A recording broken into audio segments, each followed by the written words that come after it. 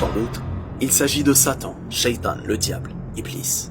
Son rôle est d'inciter à faire le mal, puis se désavouer de toi une fois ce mal fait.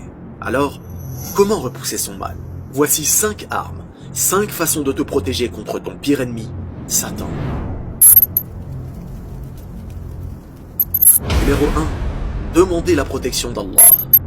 Lorsque tu sens la colère t'envahir, ou lorsque tu sens que tu perds le contrôle des choses, réfugie-toi auprès du meilleur, ton Seigneur, ton Créateur Allah subhanahu wa ta'ala, en disant « A'udhu billahi minash shaytanir rajim » Je recherche protection auprès d'Allah contre le diable banni.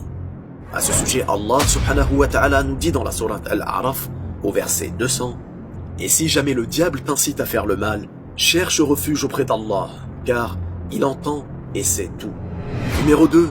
Réciter les 2 sourates protectrices. Il s'agit des 2 dernières sourates du Coran. La sourate Al-Falaq, qui débute par « Qul a'udhu bi rabbil falaq » et la sourate Al-Nas, qui débute par « Qul a'udhu bi rabbin nas ». Sache que le prophète lui-même, sallallahu alayhi wa sallam, cherchait la protection d'Allah en les récitant chaque nuit au moment de se coucher. Ces sourates sont d'ailleurs tout autant efficaces contre la jalousie et le mauvais œil. Numéro 3. Prononcez la parole de tawhid suivante.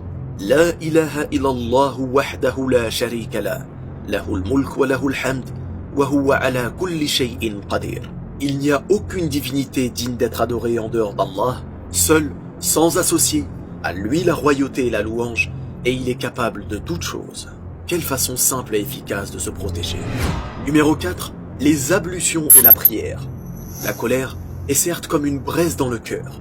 Le serviteur n'étouffe la braise de la colère ou du désir que par une chose similaire aux ablutions ou à la prière. Il est question d'un feu que les ablutions éteignent. Quant à la prière, si elle est faite avec concentration et sincérité, elle dissipera tout ce mal. Enfin, numéro 5, s'abstenir des excès du regard et de la parole. Pour le regard, on rapporte d'après le prophète sallallahu alayhi wa sallam qui dit « Le regard est l'une des flèches empoisonnées d'Iblis. Celui qui baisse le regard pour Allah, Allah lui accordera une douceur qu'il trouvera dans son cœur jusqu'au jour où il le rencontrera. » Concernant la parole, le prophète sallallahu alayhi wa sallam a annoncé à Mu'adh radiyallahu anhu « Et les gens ne seront-ils pas plongés en enfer sur leur nez si ce n'est à cause de la moisson de leur langue ?» D'ailleurs, la plupart des péchés proviennent des excès de la parole et du regard. Comme disaient certains pieux prédécesseurs, rien ne mérite plus d'être longtemps emprisonné que la langue. Wallahu a'lam. Barakallahu fikum. Wassalamu alaykum wa rahmatullah.